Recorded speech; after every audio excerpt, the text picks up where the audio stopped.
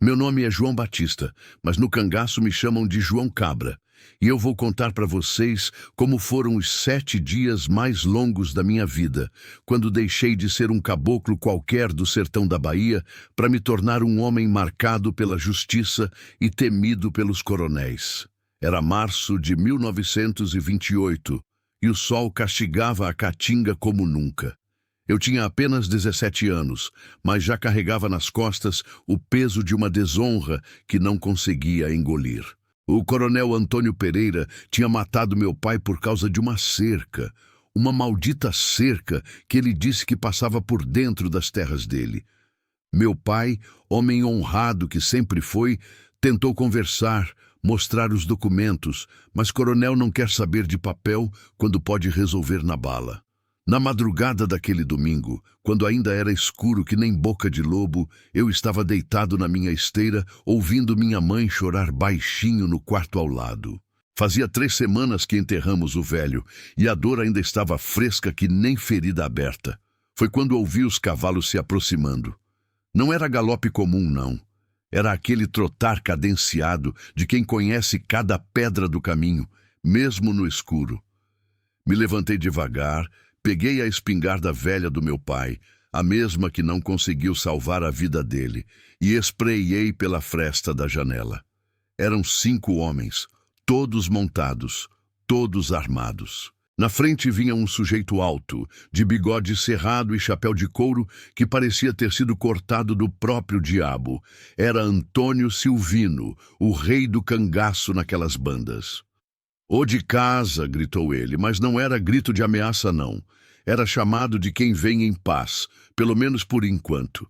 Abri a porta devagar, com a espingarda na mão, mas apontada para o chão. Minha mãe apareceu atrás de mim, os olhos ainda inchados de tanto chorar. Que vocês querem aqui?"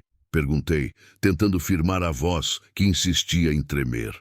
Antônio Silvino desceu do cavalo com a elegância de quem nasceu montado. Se aproximou devagar, as esporas tilintando no chão de terra batida. "Rapaz, eu soube do que aconteceu com seu pai. Zé Batista era homem direito, não merecia morrer daquele jeito." As palavras dele foram como soco no estômago. Não era piedade que eu ouvia na voz, era raiva. A mesma raiva que estava me comendo por dentro desde o dia do enterro. "Coronel Antônio Pereira está achando que pode fazer o que quer por essas bandas", continuou ele, "matando o homem trabalhador, tomando terra que não é dele. Isso não pode ficar assim." Minha mãe me puxou pela camisa, sussurrou no meu ouvido: "João, não faz besteira, pelo amor de Deus." Mas eu já não estava mais ouvindo ela. Estava ouvindo só o sangue correndo nas minhas veias, o coração batendo que nem zabumba de São João. "O que o senhor está propondo?" perguntei, já sabendo a resposta. "Venha comigo, rapaz. Vamos fazer justiça com as próprias mãos, já que a justiça dos homens não serve para gente como nós." Olhei para os olhos dele e vi algo que nunca tinha visto em ninguém. Era como se ele pudesse enxergar direto na minha alma, ver toda a raiva, toda a sede de vingança que estava me matando por dentro. "Me dá uma semana para decidir", falei. Ele riu, um riso seco que nem folha de mandacaru. "Rapaz, no cangaço a gente não tem luxo de ficar pensando muito. Ou você vem agora, ou fica aí chorando a morte do seu pai pro resto da vida." Minha mãe começou a chorar mais alto, se agarrou no meu braço. "João, seu pai não ia querer isso para você. Não vai, meu filho, pelo amor de Nossa Senhora." Mas eu já tinha decidido. Não naquele momento, não. Eu tinha decidido 3 semanas atrás, quando vi meu pai estirado no chão com 3 buracos no peito. "Vou buscar minhas coisas", falei. "Que coisas, rapaz? No cangaço a gente não leva bagagem, leva só a coragem e a vontade de fazer justiça." Entrei em casa, peguei a cartucheira do meu pai, o punhal que ele ganhara do avô dele e o terço de contas pretas que minha mãe sempre carregava. Ela tentou me impedir, se jogou no meu peito, molhou minha camisa com as lágrimas. "Mãe, a senhora sabe que eu não posso ficar. Não depois do que fizeram com meu pai. E o que vai ser de mim, João? Vou ficar sozinha neste mundo de Deus? A senhora vai para a casa da comadre Maria, em Juazeiro. Lá ninguém vai mexer com a senhora. Saí de casa sem olhar para trás, porque sabia que se olhasse, não ia ter coragem de continuar. Montei na garupa do cavalo de um dos cabras e a gente saiu no galope, deixando para trás tudo que eu conhecia da vida. A primeira coisa que Antônio Silvino me disse, quando já tínhamos andado umas 2 léguas, foi: esquece quem você era, rapaz. A partir de agora você é João Cabra e sua família é essa aqui. Apontou para os outros homens que cavalgavam ao nosso redor. Esses homens aqui são seus irmãos e morreriam por você, assim como você vai morrer por eles. Olhei para os rostos queimados de sol, marcados pela vida dura do sertão. Todos tinham aquele mesmo olhar que eu tinha visto em Antônio Silvino. Era o olhar de quem já não tinha mais nada a perder. Durante toda aquela primeira manhã, a gente cavalgou em silêncio, parando só para dar água para os cavalos e para comer um pedaço de rapadura. O sol estava inclemente e minha cabeça descoberta começou a latejar. Um dos cabras, que me disse se chamar Zé Preto, me deu um chapéu de couro. Primeira lição do cangaço João Cabra: o sol é inimigo tanto quanto os soldados da volante. Por volta do meio-dia, paramos numa grota onde tinha uma fonte d'água cristalina. Foi ali que Antônio Silvino começou a me explicar as regras da vida no cangaço. Primeiro, aqui não tem pai, não tem mãe, não tem compadre, tem só o bando. Segundo, o que é de um é de todos, e o que é de todos é de cada um. Terceiro, quem trai, morre. Não tem perdão, não tem segunda chance. Cada palavra era como martelada na bigorna, deixando marca funda na minha mente. Quarto, a gente não mata por prazer, mata por necessidade. E quando mata, mata para não deixar inimigo nas costas. Quinto, mulher de cangaceiro é sagrada. Quem desrespeitar, responde comigo. Naquele momento chegaram 2 mulheres montadas em jegues. Uma era morena, de olhos verdes, que nem folha de umburana, a outra era mais clara, com cabelos que o sol tinha dourado. As 2 vinham armadas, rifles atravessados nas costas. Essas são Maria Bonita e Dadá, disse Antônio Silvino. São minhas mulheres e são cangaceiras tanto quanto qualquer um de nós. Nunca tinha visto mulher armada na minha vida, e aquilo me deixou meio desconcertado. Maria Bonita deve ter percebido, porque deu uma risada gostosa e falou: que foi, menino? Nunca viu mulher que sabe se defender? Não, senhora. Onde eu morava, as mulheres ficavam em casa cuidando dos filhos. Pois aqui no cangaço, menino, a mulher luta lado a lado com o homem, e muitas vezes luta melhor. Para provar o que estava falando, ela sacou o revólver mais rápido que cobra-bote e acertou uma garrafa que estava a uns 20 metros de distância. O estouro ecoou pela grota e eu senti um arrepio na espinha. Durante a tarde, a gente continuou cavalgando, sempre por trilhas que só eles conheciam. Antônio Silvino me explicou que no cangaço, conhecer o sertão era questão de vida ou morte. Você tem que saber onde tem água, onde tem comida, onde tem gente amiga e onde tem inimigo. O sertão é grande, mas para quem não conhece, vira prisão.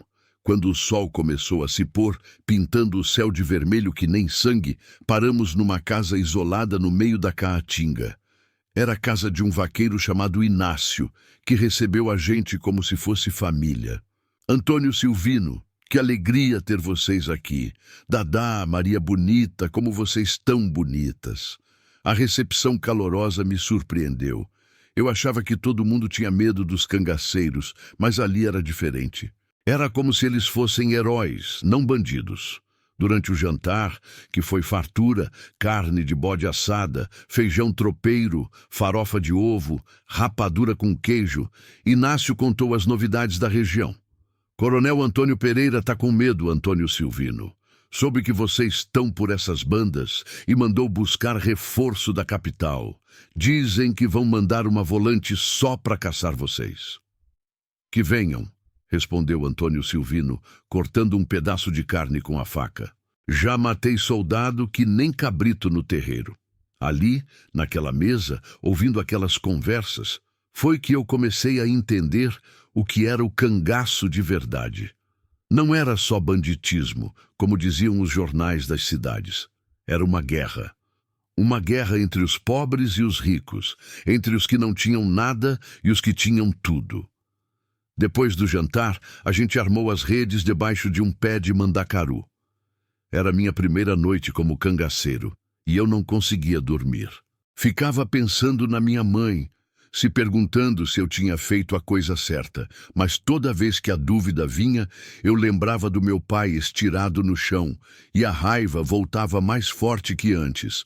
Foi então que ouvi Antônio Silvino se aproximar. Ele se sentou numa pedra perto da minha rede. Tá com medo, João Cabra? Não, senhor, tô pensando. Pensando em quê? Se eu fiz certo em vir. Ele ficou um tempo em silêncio, olhando para o céu estrelado. João Cabra, quando eu tinha sua idade, meu pai foi morto por um coronel também. Não por causa de terra, foi por causa de uma eleição. Meu pai apoiou o candidato errado e pagou com a vida. Virei na rede para olhar para ele. E o senhor se arrepende de ter virado cangaceiro? Rapaz, arrependimento é luxo que pobre não pode ter. A gente faz o que tem que fazer. E pronto. Naquele momento, eu soube que tinha escolhido o caminho certo. Talvez não fosse o caminho mais fácil, mas era o único que me restava. A segunda-feira amanheceu com o canto do Bem-TV e o cheiro de café passado na casa do Inácio. Mas nossa paz durou pouco. Mal tínhamos terminado o café da manhã quando apareceu um menino correndo suado e ofegante. Seu Antônio Silvino, os soldados estão vindo, uma volante com 10 homens a cavalo, ainda tão longe, mas vem pra cá. Foi como se alguém tivesse jogado água fria na gente. Em segundos, todo mundo estava de pé, checando as armas, selando os cavalos. Primeira lição prática do cangaço, João Cabra, disse Antônio Silvino, colocando o chapéu.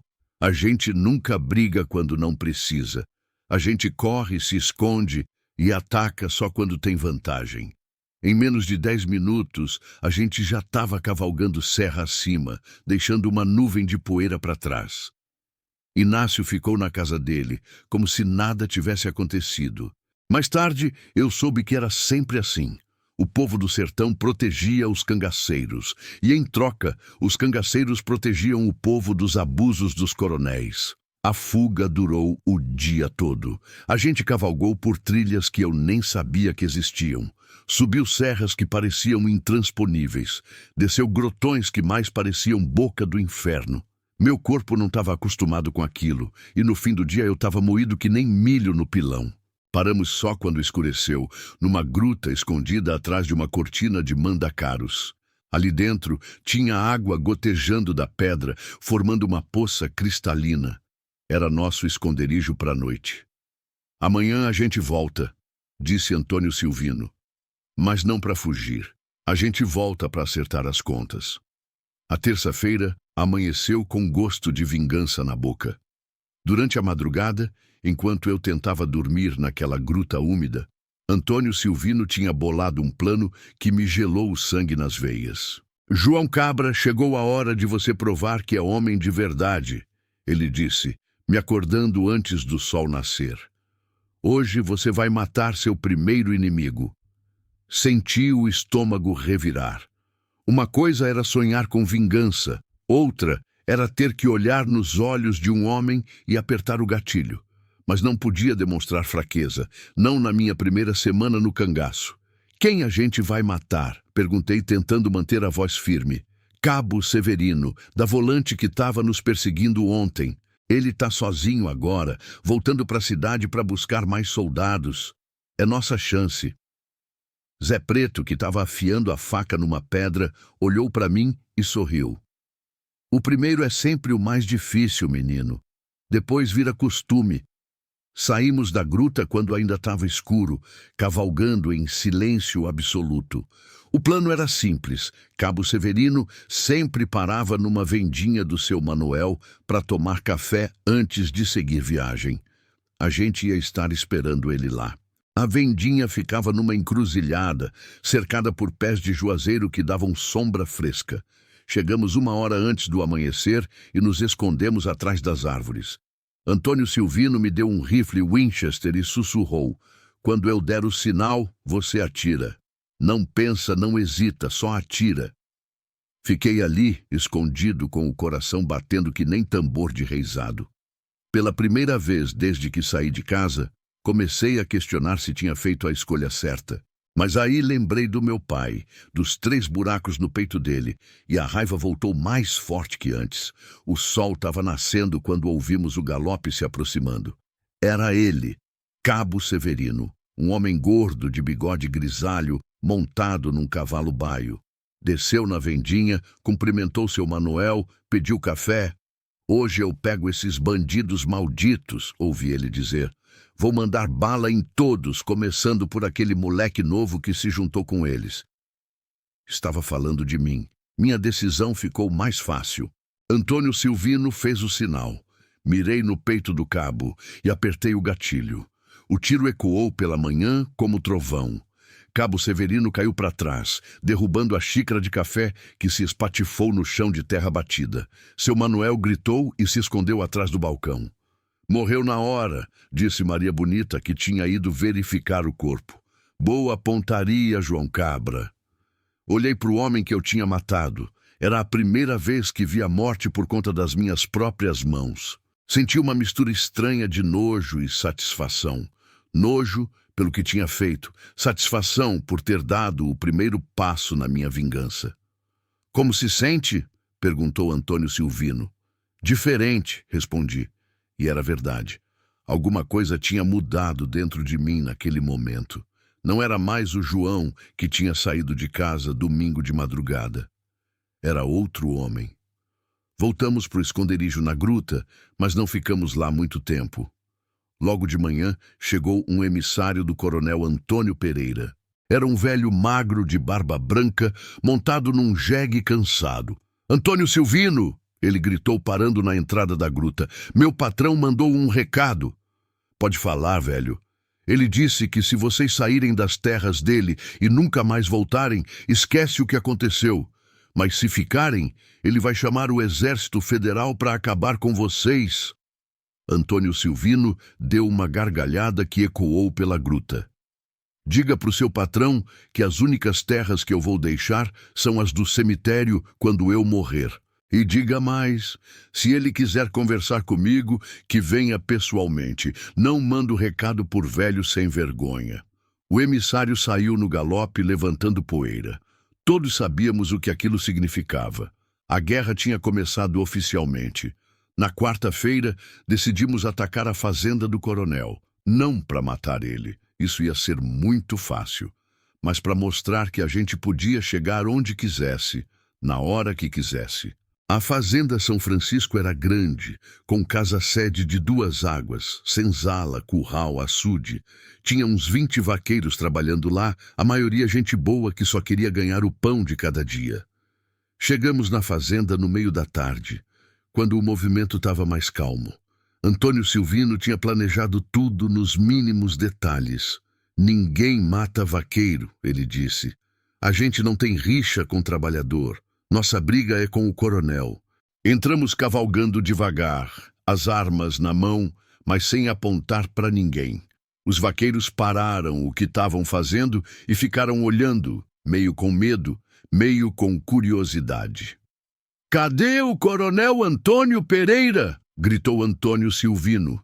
"Não tá, seu Antônio Silvino", respondeu um vaqueiro velho. "Foi para a capital buscar ajuda da polícia." "Covarde", cuspiu Maria Bonita. "Na hora do pau quebrar, corre que nem preá." Mesmo sem o coronel, a gente fez o que tinha ido fazer. Levamos 50 cabeças de gado, 2 cavalos bons e toda a munição que achamos na casa-sede. Mas o mais importante foi a mensagem que deixamos. Com a ponta da faca, Antônio Silvino cravou num poste da varanda: "Voltaremos. A.S." Saímos da fazenda sem disparar um tiro, sem machucar ninguém. Mas todo mundo sabia que aquilo era só o começo. Naquela noite, acampamos numa várzea perto de um riacho. As mulheres fizeram uma fogueira e assaram carne do gado que tínhamos pego. Pela primeira vez, desde que tinha entrado para o cangaço, me senti realmente parte do grupo. João Cabra, disse Dadá, me oferecendo um pedaço de carne mal passada. Você está aprendendo rápido. Em uma semana, já matou um soldado e participou do primeiro assalto. Mas ainda não sou cangaceiro de verdade, respondi. O que falta então? Perguntou Zé Preto. Olhei para o fogo, para os rostos queimados de sol dos meus companheiros, para aquela vida dura mas livre que eu tinha escolhido. Falta eu olhar nos olhos do homem que matou meu pai. Antônio Silvino parou de mastigar e me olhou sério. Isso vai acontecer, João Cabra. Mas quando acontecer, você tem que estar preparado. Porque depois que você matar o coronel Antônio Pereira, não tem mais volta. Você vai ser cangaceiro até o dia que morrer. Já não tem volta mesmo, respondi, desde domingo de madrugada. Na quinta-feira, nossa sorte mudou. A gente estava cavalgando por uma trilha estreita quando caímos numa emboscada. Eram soldados da Volante escondidos atrás das pedras, esperando a gente passar. O primeiro tiro pegou o cavalo do Zé Preto bem na testa. O animal desabou, prendendo a perna dele debaixo. Os outros tiros vieram em seguida, zunindo por todo lado como um marimbondo nervoso. "Abaixa, João Cabra!" gritou Maria Bonita, saltando do cavalo e se jogando atrás de uma pedra. Era meu primeiro tiroteio de verdade, e o medo tomou conta de mim. As balas passavam tão perto que eu podia sentir o vento delas na cara. Mas não podia fugir, não podia demonstrar covardia na frente dos outros. Saltei do cavalo e me escondi atrás de um mandacaru. Apontei o rifle e comecei a atirar na direção dos soldados. Não estava mirando em nada específico, só atirando para fazer barulho, para mostrar que não estava com medo. O tiroteio durou uns 20 minutos. Quando acabou, 3 soldados tinham morrido, mas a gente também teve baixa. Zé Preto estava com a perna quebrada e não conseguia cavalgar. "Vamos ter que deixar ele", disse Antônio Silvino, verificando o ferimento. "Não", respondeu Zé Preto, o rosto contraído de dor. "Me deixem numa casa de gente conhecida. Quando eu sarar, encontro vocês." Levamos ele para a casa de um agricultor chamado Chico Bento, que morava numa grota escondida. Chico recebeu a gente bem, mas dava para ver que estava nervoso. "Antônio Silvino, vocês podem ficar aqui, mas não muito tempo. Os soldados andam rondando por todo canto." Deixamos Zé Preto aos cuidados do Chico Bento e seguimos viagem. Éramos um homem a menos, mas ainda tínhamos força suficiente para continuar nossa guerra particular contra o coronel Antônio Pereira. Na sexta-feira, finalmente chegou a notícia que eu estava esperando desde domingo. O coronel tinha voltado da capital e estava na fazenda, com uma escolta de 10 soldados. "Chegou a hora, João Cabra", disse Antônio Silvino. "Você vai ter sua vingança. Passamos o dia todo planejando o ataque. Seria de madrugada quando a guarda tivesse relaxado. A gente ia cercar a casa-sede, matar os soldados e depois acertar as contas com o coronel. Lembra, João Cabra?", disse Maria Bonita, verificando a munição do rifle. "Quando você olhar nos olhos dele, lembra do seu pai. Deixa a raiva tomar conta de você." Não precisava lembrar. A raiva nunca tinha saído de dentro de mim. Tinha crescido, se alimentado de cada injustiça que eu via, de cada história que eu via sobre os abusos dos coronéis. Saímos na calada da madrugada de sábado. Era lua nova, escuro que nem interior de saco. Perfeito para nossos planos. Chegamos na fazenda quando ainda faltava 1 hora para o galo cantar. A casa-sede estava quieta, só uma janela com luz, provavelmente a cozinha onde alguém preparava café. Nos dividimos. Antônio Silvino e Dadá foram pela frente. Eu e Maria Bonita pela lateral direita, os outros 2 pela esquerda. O sinal seria um assobio imitando sabiá. Fiquei agachado atrás do açude, ouvindo meu coração bater. Era minha chance de vingar meu pai, de fazer justiça com as próprias mãos. Mas também sabia que depois daquilo eu seria um homem marcado pelo resto da vida. O assobio ecoou pela madrugada. Era a hora. Corremos em direção à casa. Os soldados que faziam guarda foram pegos de surpresa. Alguns nem conseguiram pegar as armas. Em 5 minutos, tudo tinha acabado. "Cadê o coronel?" gritei, entrando na casa-sede com o rifle em punho. "No quarto dos fundos", respondeu uma mucama tremendo de medo. Caminhei pelo corredor, pisando em tapetes caros, passando por retratos de família, por móveis que valiam mais que minha casa inteira. A porta do quarto estava entreaberta. Empurrei devagar. Lá estava ele, Coronel Antônio Pereira, de camisola branca, ajoelhado no chão, rezando o terço. Quando me viu, parou de rezar. "Você é filho do Zé Batista", ele disse, sem pergunta na voz. "Sou, e vim buscar o que é meu." "O que você quer, rapaz? Dinheiro? Posso te dar dinheiro." "Quero justiça." Apontei o rifle para ele. Naquele momento, vi nos olhos dele a mesma coisa que devia ter visto nos olhos do meu pai antes de morrer. Medo. Seu pai invadiu minha terra. Ele tentou se justificar. Eu só me defendi. "Mentira. Você matou ele por pura maldade. Rapaz, eu tenho filhos, tenho netos, tenho família que depende de mim." Meu pai também tinha família. Fechei os olhos por um segundo e vi o rosto do meu pai. Vi ele trabalhando debaixo do sol, cuidando dos poucos bois que tinha, sempre honesto, sempre direito. Vi minha mãe chorando no velório, debruçada sobre o caixão. Abri os olhos e apertei o gatilho. O coronel Antônio Pereira caiu para trás. Uma mancha vermelha se espalhando pela camisola branca. Estava morto. Fiquei ali parado, olhando para o que eu tinha feito.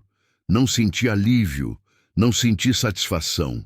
Senti só um vazio enorme no peito. "Acabou, João Cabra", disse Antônio Silvino, aparecendo na porta. "Agora você é cangaceiro de verdade." Saímos da fazenda quando o galo começou a cantar. No horizonte, o sol nascia vermelho que nem sangue, anunciando um novo dia. Tinha sido uma semana que mudou minha vida para sempre. Em 7 dias, eu tinha deixado de ser João Batista, o filho do Zé Batista, para me tornar João Cabra, o cangaceiro. Tinha matado meu primeiro inimigo, participado do meu primeiro assalto, sobrevivido ao meu primeiro tiroteio e, finalmente, me vingado do homem que matou meu pai. Mas sabia que aquilo era só o começo. A partir dali, minha vida seria uma guerra constante. Soldados me perseguindo, coronéis querendo minha cabeça, noites dormindo na caatinga, dias cavalgando debaixo do sol escaldante. Olhei para os meus companheiros cavalgando ao meu lado na manhã clara. Maria Bonita cantarolava uma cantiga de roda. Dadá afiava a faca. Antônio Silvino olhava para o horizonte com aquele olhar de quem já viu tudo que a vida tem para mostrar. Aquela era minha família agora. Não a família de sangue que eu tinha deixado para trás, mas a família escolhida, forjada no ferro quente da vingança e temperada no suor do sertão. No domingo, exatamente uma semana depois que eu tinha saído de casa, paramos numa serra alta, de onde dava para ver toda a caatinga se estendendo até onde a vista a alcançava.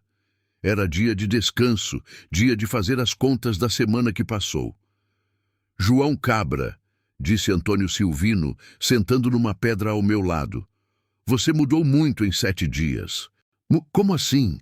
Quando você chegou aqui, era um menino revoltado, cheio de raiva, mas sem direção. Agora é um homem, um cangaceiro de verdade." Peguei um graveto e comecei a riscar no chão. Desenhei uma casa pequena, como a que eu morava com minha mãe. Depois, risquei tudo. Às vezes, eu me pergunto se meu pai aprovaria o que eu fiz. Seu pai está morto, João Cabra. Quem tem que aprovar suas escolhas é você mesmo. Maria Bonita se aproximou, carregando uma panela de feijão tropeiro que tinha feito para o almoço. "Vocês estão conversando sobre o que com essa cara séria?" "Sobre como a vida muda rápido", respondi. "A vida no sertão sempre foi assim", ela disse, se sentando na nossa roda. Ou você se adapta ou morre, não tem meio termo. Dadá trouxe rapadura e queijo de coalho. Era festa, comemoração pelos sucessos da semana. Mas eu não conseguia comemorar. Ainda sentia o peso do que tinha feito, o peso de ter tirado a vida de 2 homens. Você tá com remorso, observou Dadá. Um pouco. É normal. No começo a gente sempre fica assim, mas passa. E se não passar? Antônio Silvino me olhou sério. Se não passar, você volta para casa da sua mãe e vai plantar milho. Mas aí, toda vez que você olhar para o céu, vai lembrar que não vingou seu pai. E isso vai te comer por dentro até o dia que você morrer. Sabia que ele estava certo. Não tinha mais volta para mim. Tinha escolhido esse caminho e agora tinha que seguir até o fim, fosse ele qual fosse. Naquele domingo à tarde, deitado na rede debaixo de um umbuzeiro, olhando para o céu azul sem uma nuvem, fiz um balanço da minha primeira semana no cangaço. Tinha matado 2 homens, o cabo Severino e o coronel Antônio Pereira. Tinha participado de um assalto à fazenda. Tinha sobrevivido a uma emboscada e a um tiroteio. Tinha aprendido a cavalgar como cangaceiro, a atirar como cangaceiro, a pensar como cangaceiro. Mas mais importante que tudo isso, tinha encontrado uma família. Uma família estranha, perigosa, marcada pela violência, mas uma família mesmo assim. Pessoas que cuidariam de mim, que morreriam por mim, que me ensinariam a sobreviver naquele mundo duro. Quando o sol começou a se pôr, pintando o sertão de dourado, Antônio Silvino reuniu todo mundo. Pessoal, a partir de amanhã, as coisas vão ficar mais difíceis. Matamos um coronel importante, e isso não vai passar em branco. Vão mandar exército atrás da gente, vão colocar nossa cabeça a prêmio, vão tornar nossa vida um inferno. Todos ouviram em silêncio. Quem quiser sair, pode sair agora. Sem julgamento, sem cobrança. Mas quem ficar, fica até o fim. Ninguém se moveu. Ninguém falou nada. Só ficamos ali, olhando uns para os outros, selando um pacto silencioso. Então tá decidido, continuou ele. A partir de amanhã, somos oficialmente inimigos da lei. Não temos mais casa, não temos mais família, além de nós mesmos. Não temos mais nada a perder. Naquela noite, minha última noite como João Cabra novato, fiquei acordado pensando em tudo que tinha acontecido. Em uma semana, minha vida tinha virado do avesso. Tinha deixado de ser um caboclo qualquer para me tornar um homem procurado pela justiça. Pensei na minha mãe, se perguntando se ela já tinha chegado em Juazeiro, se estava bem, se pensava em mim. Pensei no meu pai, se sua alma estava descansando em paz, agora que eu tinha vingado sua morte. Pensei no futuro, nos anos de fuga que me esperavam, nas batalhas que ainda teria que enfrentar, nos inimigos que ainda teria que matar. Mas principalmente pensei em quem eu tinha me tornado. João Cabra, o cangaceiro. Um homem que tinha escolhido a lei do sertão em vez da lei dos homens. Um homem que tinha trocado a segurança da vida pacata pela liberdade perigosa do cangaço. Quando finalmente consegui dormir, sonhei com cavalos galopando pela caatinga, com o som dos cascos batendo na terra seca, com o vento quente do sertão batendo no rosto. Sonhei com uma vida de aventuras e perigos, de amizades verdadeiras e inimizades mortais. Acordei no amanhecer da segunda-feira com uma certeza na alma. Tinha encontrado meu lugar no mundo. Não era um lugar fácil, não era um lugar seguro, mas era meu lugar. E assim terminou minha primeira semana no cangaço. Uma semana que me transformou de João Batista em João Cabra, de menino em homem, de vítima em vingador. A partir dali, cada dia seria uma luta pela sobrevivência. Cada amanhecer poderia ser o último. Cada cavalgada poderia terminar numa emboscada. Cada noite poderia ser interrompida por tiros. Mas eu estava pronto. Tinha aprendido as lições que o sertão tinha para me ensinar. Tinha descoberto que a justiça nem sempre vem dos tribunais, às vezes tem que vir do cano de um rifle. Tinha entendido que no sertão, ou você é predador ou é presa, não tem meio termo. E eu tinha escolhido ser predador. Montei meu cavalo naquela segunda-feira de manhã com o peito cheio de determinação. Ao meu lado, meus companheiros faziam a mesma coisa. Éramos poucos, mas éramos fortes. Éramos unidos pela mesma sede de justiça, pela mesma revolta contra a opressão dos poderosos. Saímos cavalgando pela caatinga, deixando para trás pegadas na areia que logo seriam apagadas pelo vento. Mas nossa marca no sertão jamais seria apagada. Éramos cangaceiros, e nosso nome seria lembrado por gerações. Essa foi minha primeira semana no cangaço. Uma semana que mudou minha vida para sempre, que me ensinou que às vezes, para fazer justiça, a gente tem que sujar as mãos. Que me mostrou que a liberdade tem um preço, e esse preço é pago com sangue, suor e lágrimas.